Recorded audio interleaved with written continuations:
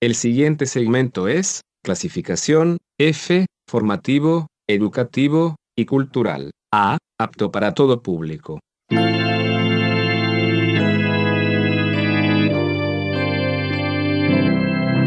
Bienvenido a Hora de Estudio Bíblico con nuestro maestro el Dr. Lehman Strauss. Este estudio es el resultado del tiempo personal con el Señor, el ministerio pastoral y la experiencia en conferencias bíblicas del Dr. Lehman Strauss. Él nos instruye y alienta con la enseñanza de la palabra de Dios. Ahora, el Dr. Strauss. Espero que el ministerio de la palabra de Dios le dé las fuerzas que necesita para este día, que le dé ese ánimo espiritual. Muchas gracias por sintonizar Hora de Estudio Bíblico y acompañarnos en este programa. Le sugiero que haga una pausa en sus quehaceres y escuche este programa. Cuéntele a sus amigos acerca de él. Recargue sus baterías espirituales, podríamos decir, Aliméntese de la palabra de Dios. Cada día, espérenos con la Biblia abierta. A propósito, estamos en Filipenses capítulo 3, pero antes de ingresar a nuestro estudio, vamos a ver otra palabra del vocabulario bíblico. En el último programa comenzamos a estudiar la palabra Jerusalén. Vimos que se trataba de un término de origen semita y que significaba ciudad de paz. También vimos que algunos eruditos bíblicos la identifican con la palabra Salem o la ciudad de Salem en Génesis 14:18. Y vimos que el término más utilizado en el Antiguo Testamento para hablar de ella es Sión. También se le llama ciudad de Dios, ciudad santa o ciudad de David. Ahora, antes de terminar con esta palabra, Jerusalén, me gustaría considerar el término Nueva Jerusalén. ¿Sabe que ese término aparece en la Biblia? Estoy seguro que la mayoría lo sabe. En el libro de Apocalipsis, capítulo 3, nuestro Señor menciona en su carta a la iglesia en Filadelfia algo en cuanto a la Nueva Jerusalén. Permítame leerle Apocalipsis 3:12. Dice: «Al que venciere yo le haré columna en el templo de mi Dios, y nunca más saldrá de allí. Y escribiré sobre él el nombre de mi Dios y el nombre de la ciudad de mi Dios, la nueva Jerusalén, la cual desciende del cielo de mi Dios, y mi nombre nuevo». Ahora, el Señor la llama Nueva Jerusalén y dice que desciende del cielo, o sea que proviene de Dios, la Nueva Jerusalén.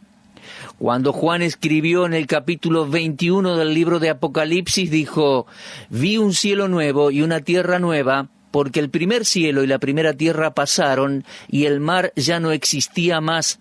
Y yo, Juan, vi la santa ciudad, la Nueva Jerusalén, descender del cielo de Dios». Muy bien, entonces, ¿qué es la Nueva Jerusalén? Bueno, la antigua ciudad de Jerusalén era la vieja Jerusalén, pero la Nueva Jerusalén es una ciudad que podríamos llamarle ciudad satélite descendiendo del cielo. No es el cielo mismo y no está en la tierra. Así como la luna gira alrededor de la Tierra y es un satélite, podríamos decir, natural de la creación de Dios, la Nueva Jerusalén es un lugar que Dios está preparando y la va a hacer acercar, como otro satélite, a las cercanías de la Tierra. Habrá una nueva ciudad, mis amigos, creada por Dios. Creo que es posible que ese sea el lugar que el Señor Jesús dijo que iba a preparar para nosotros. Y creo que posiblemente sea la ciudad que Abraham vio, como registra Hebreos 11:10. Esperaba la ciudad que tiene fundamentos, Abraham, cuyo arquitecto y constructor es Dios. Entonces, es el lugar que el Señor fue a preparar para nosotros. Será la Nueva Jerusalén, allá estaremos con el Señor. Bueno, en nuestro próximo programa vamos a ver la palabra Jesús, pero ahora vamos a continuar con Filipenses capítulo 3, y antes de hacerlo, vamos a orar a Dios. Amado Padre, estamos agradecidos por tu santa palabra, por todo lo que aconteció en la antigua Jerusalén, la terrenal, a donde nuestro Señor bendito murió para redimirnos por su sangre en la cruz. Allí también resucitó y esperamos que pronto regrese. Además, Dios, te agradecemos por el futuro hermoso que nos espera en la Nueva Jerusalén, la ciudad de Dios que descenderá del cielo y de Dios mismo. Te agradecemos por esta esperanza y por este lugar que el Señor está preparando para nosotros. Estamos ansiosos por estar allá. Ahora, Padre, te pedimos que utilices tu palabra y animes a los creyentes, que los fortalezcas para enfrentar las fuerzas del enemigo en este día acá, en la tierra. Que puedan vivir una vida triunfante en medio de un mundo que no valora las cosas espirituales. Oh Dios, obra en la vida de los que están enfermos, aquellos que están débiles y desanimados, aquellos que están pasando por pruebas muy difíciles. Y si alguno que está escuchando aún no te conoce, te pedimos que pueda confiar en Cristo como su Salvador muy pronto, hoy mismo. Te pedimos todo esto en el nombre del Señor Jesús. Amén. Muy bien, con sus Biblias abiertas entonces, por favor, en la epístola de Pablo a los Filipenses. Vamos a continuar allí, capítulo 3, versículo 10, donde Pablo dice, a fin de conocerle. Se está refiriendo a conocer a Cristo. Ahora, ¿qué quiere decir con esto? ¿Él no conocía a Cristo? ¿Acaso no se salvó en el camino a Damasco en Hechos 9? Sí, claro que sí, pero él aquí en Filipenses 3 está hablando de conocer a Cristo de una manera que pocos cristianos lo conocen. Esa palabra conocer viene de conocer por experiencia. La aspiración y meta de Pablo era conocer al Señor Jesús de una manera experimental, identificándose con Cristo y siendo como Él. Se trata del conocimiento mayor que uno puede obtener. La experiencia es el mejor maestro. Es bueno saber acerca del Señor Jesús, pero es mejor conocer a Cristo por medio de una experiencia viva. No hay nada superficial en una persona que tenga esta meta en la vida. Un conocimiento acerca de Cristo, que se obtiene leyendo un libro o escuchando un sermón, es bueno, pero nunca puede satisfacer a una persona en busca de algo como lo que Pablo estaba buscando aquí en Filipenses 3:10. Conformarse a Cristo era la meta de Pablo y se rehusaba a contentarse con algo menos. Se trataba de un contacto personal en la vida, no de un mero conocimiento intelectual, sino lo que el Señor tenía en mente cuando oró en Juan 17:3, esta es la vida eterna, que te conozcan a ti, el único Dios verdadero, y a Jesucristo, a quien has enviado. No que conozcamos acerca de Dios, sino conocer a Dios.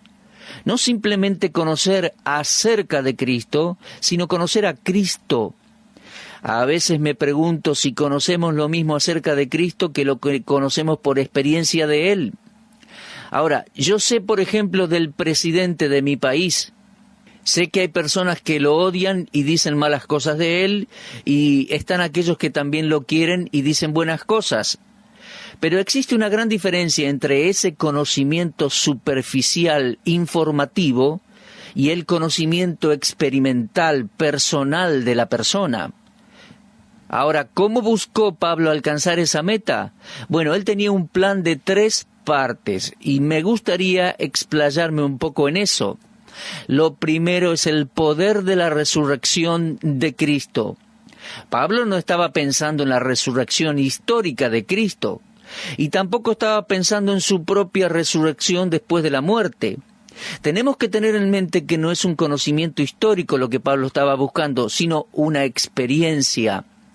En principio puede parecer que Pablo estaba siendo ilógico en su razonamiento porque él escribe así, a fin de conocerle y el poder de su resurrección y la participación de sus padecimientos, llegando a ser semejante a él en su muerte. Fíjese el orden: resurrección, sufrimiento, muerte. Alguien podría decir, el orden está equivocado. ¿La resurrección no tendría que estar en último lugar? ¿No tendría que ser el orden sufrimiento, muerte y después resurrección? Bueno, si Pablo estuviese hablando históricamente y cronológicamente, sí, ese sería el orden natural. Pero mis amigos, no hay error aquí. porque Pablo estaba hablando desde el punto de vista experimental. Él no estaba hablando de un orden histórico. La experiencia cristiana comienza con el pecador arrepentido gustando el poder de la resurrección de Cristo en regeneración, en salvación. A través del Nuevo Testamento, la conversión se describe como la experiencia de pasar de muerte a vida.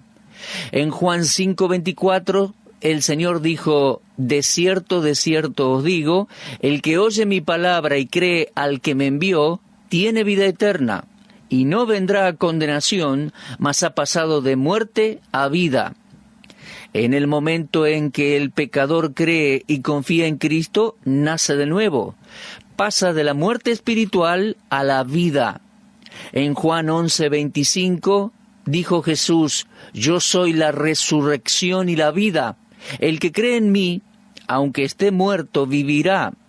Y en Efesios 2:1 dice el apóstol Pablo: y Él os dio vida a vosotros cuando estabais muertos en vuestros delitos y pecados. Mis amigos, todos nacimos muertos espiritualmente. Cada bebé que nace al mundo lo hace espiritualmente muerto. Y el primer paso en la experiencia cristiana entonces es recibir vida nueva, o sea, nacer de nuevo. Ya que el Señor Jesús dijo: el que no naciere de nuevo no puede ver el reino de Dios. Es una manera absoluta, no hay otra manera. Tal vez alguien pregunte: ¿y por qué tengo que nacer de nuevo? Mis amigos, todos debemos nacer de nuevo espiritualmente para poder recibir vida espiritual. Por favor, fíjese en ese versículo de Romanos 10, allí comenzando la lectura con el versículo 9. Dice que si confesares con tu boca que Jesús es el Señor y creyeres en tu corazón que Dios le levantó de los muertos, serás salvo. Porque con el corazón se cree para justicia, pero con la boca se confiesa para salvación. ¿Se da cuenta? Crea en su corazón que Dios lo resucitó de los muertos y será salvo. ¿Y qué es tan importante en eso? Bueno, ¿de qué nos serviría un Cristo muerto? Supongamos que Cristo no hubiera resucitado, no se hubiera levantado de la tumba. ¿Para qué confiar en Él? ¿Y para qué predicar de Él? Si Jesús estuviese muerto, yo no lo adoraría, no le serviría, no gastaría mi vida entera hablando, predicando y enseñando acerca de Cristo y su palabra. La resurrección de Cristo es básica para nuestra fe cristiana. Cuando un pecador se salva, pasa de la muerte espiritual a la vida por el poder del Cristo resucitado. Si todos los pecadores que celebraran el día de Pascua en las iglesias de su preferencia conocieran al Cristo vivo, creo que nuestro mundo experimentaría el avivamiento espiritual más grande de la historia. Nacimos espiritualmente muertos cuando llegamos a este mundo, y solo el poder del Cristo vivo puede impartirnos vida espiritual. Podemos ser salvos solo si creemos en el que resucitó a Jesús de los muertos. Ahora bien, como ya dijimos, Pablo ya era salvo, pero permítame preguntarle, ¿a qué nivel pretendía entonces Pablo conocer a Cristo y el poder de su resurrección? Bueno, creo que puedo darle una respuesta. La vida cristiana no solo comienza cuando el pecador arrepentido recibe la vida del Cristo resucitado, sino que continúa de la misma manera. Somos sostenidos por la misma vida que nos salvó. Leemos en Efesios 1, 18 al 20, que Pablo dice: para que sepáis cuál es la esperanza a que Él os ha llamado, y cuáles las riquezas de la gloria de su herencia en los santos, y cuál la supereminente grandeza de su poder para con nosotros los que creemos, según la operación del poder de su fuerza, la cual operó en Cristo, resucitándole de los muertos y sentándole a su diestra en los lugares celestiales.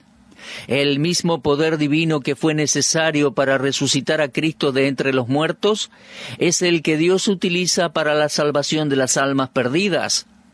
Nosotros somos muy débiles para los conflictos de la vida.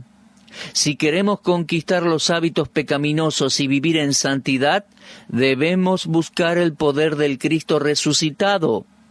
Pablo dice: pues mucho más, estando ya justificados en su sangre, por él seremos salvos de la ira. Porque si siendo enemigos fuimos reconciliados con Dios por medio de la muerte de su Hijo, mucho más, estando ya reconciliados, seremos salvos por su vida. Leemos eso en Romanos 5, 9 y 10. Se da cuenta, mi amigo, la salvación viene en 3 etapas. Los que hemos nacido de nuevo podemos decir que somos salvos. Hemos sido salvos, en primer lugar, pero ¿salvos de qué? Hemos sido salvos de la culpa y de la paga del pecado. Permítame preguntarle esto. ¿Está siendo usted salvo de la práctica y de la contaminación del pecado? Si dice ser un hijo de Dios y vive en pecado, entonces no puede saber nada del poder de la resurrección de Cristo dándole victoria sobre el pecado. Lo que estoy diciendo es que el mismo poder que resucitó al Señor Jesús es el mismo poder que opera en la vida del creyente para darle victoria sobre el pecado y sobre sí mismo en el diario vivir. Es el poder ilimitado de Dios disponible a todo aquel que lo quiera. Y era el conocimiento experimental de ese poder en su influencia, en su vida, que Pablo deseaba y por el cual oraba. Eso era lo que quería para sí mismo. Y a mí me parece, queridos amigos, que usted y yo debemos desear lo mismo, el poder de la resurrección de Cristo. Ahora bien, en segundo lugar, Pablo buscaba la participación en los sufrimientos de Cristo. Leo de nuevo el versículo 10, Filipenses 3:10, a fin de conocerle y el poder de su resurrección, número 1, y la participación de sus padecimientos, número 2. Los creyentes debemos estar unidos con Cristo, no solo para compartir su vida, sino también para poder compartir su vida y obrar a favor de otros. Y mis amigos, no solo fuimos llamados a disfrutar nuestra salvación, sino también a participar de los sufrimientos de Cristo. Pedro dijo en su primera epístola, capítulo 4, versículo 13, «Gozaos por cuanto sois participantes de los padecimientos de Cristo, para que también en la revelación de su gloria os gocéis con gran alegría». No existe una comunión más preciosa que la que uno puede tener con un amigo íntimo en sus sufrimientos.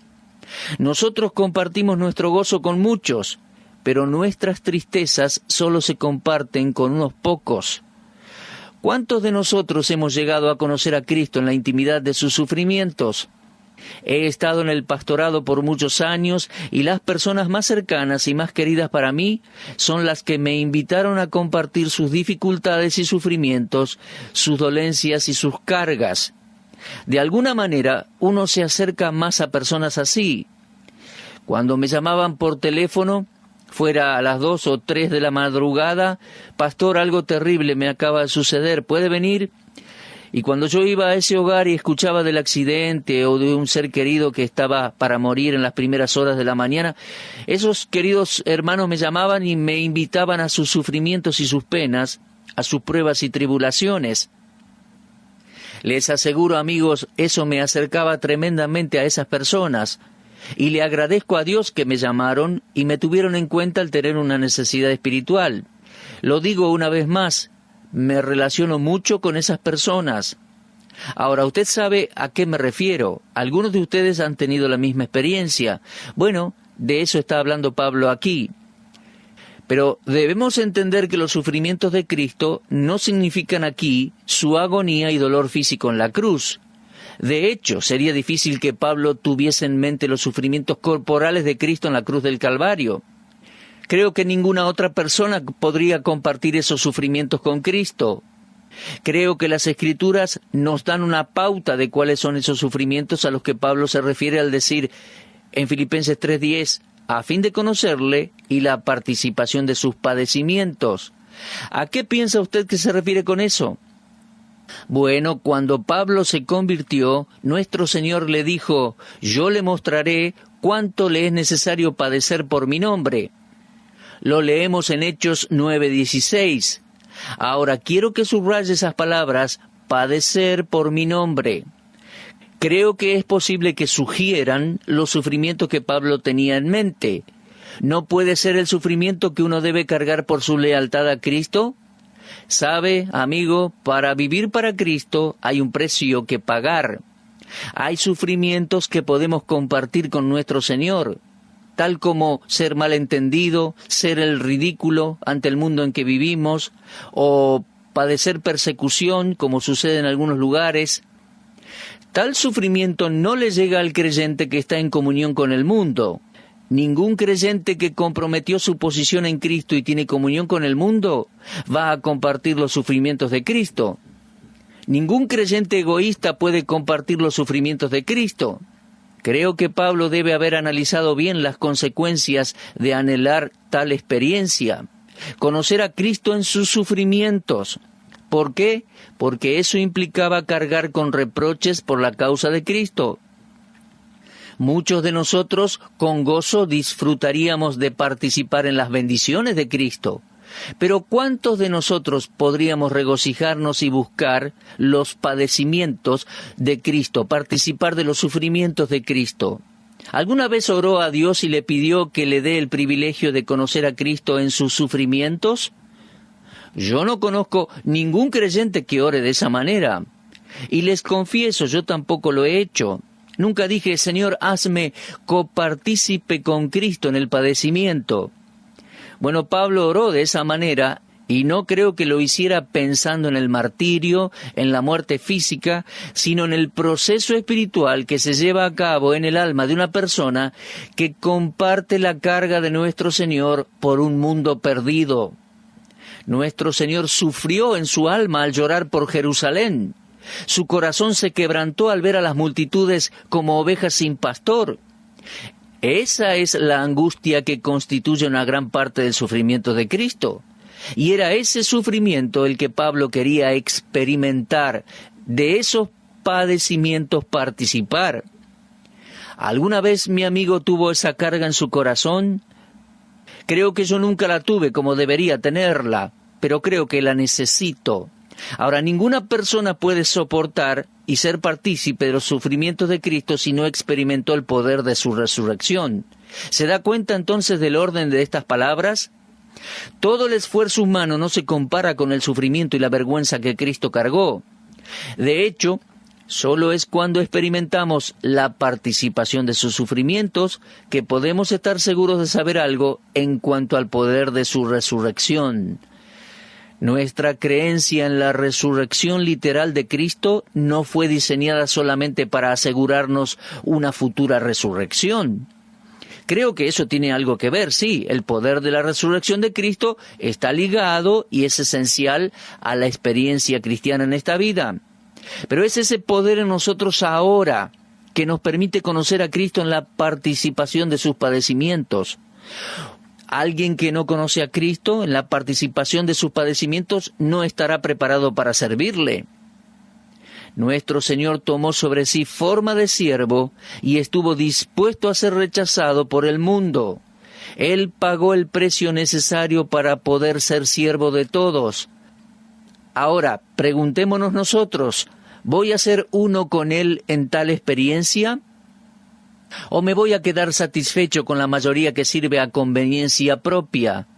Mis amigos, es dudoso que el poder del Cristo resucitado haya renovado por completo el corazón de una persona que no tiene ningún deseo de participar de los sufrimientos de Cristo.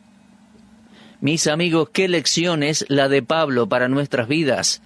Aquí tenemos un hombre pidiendo tener parte en los padecimientos de Cristo.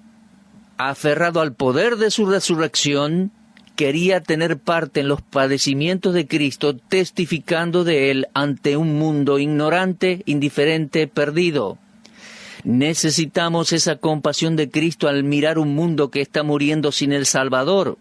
Ese era el deseo de Pablo, poder tener parte en esos padecimientos de Cristo. Y espero que ese sea su deseo y el mío al enfrentar un mundo que no conoce al Salvador. Bueno, hasta aquí llegamos por el día de hoy. Vamos a poner un cierre a nuestro programa y continuar con este estudio en Filipenses 3 en nuestro próximo encuentro. Muchas gracias por habernos acompañado. Repase la lectura de Filipenses capítulo 3 y si Dios quiere nos volveremos a encontrar. Será hasta entonces. Usted estuvo escuchando Hora de Estudio Bíblico con el maestro el doctor Lehman Strauss. Si desea escuchar una vez más este mensaje, visite nuestra página en la internet www.bbnradio.org. Le dejamos la invitación para que el día de mañana nos acompañe aquí, en este mismo horario y punto del dial. Hora de Estudio Bíblico es una producción de BBN.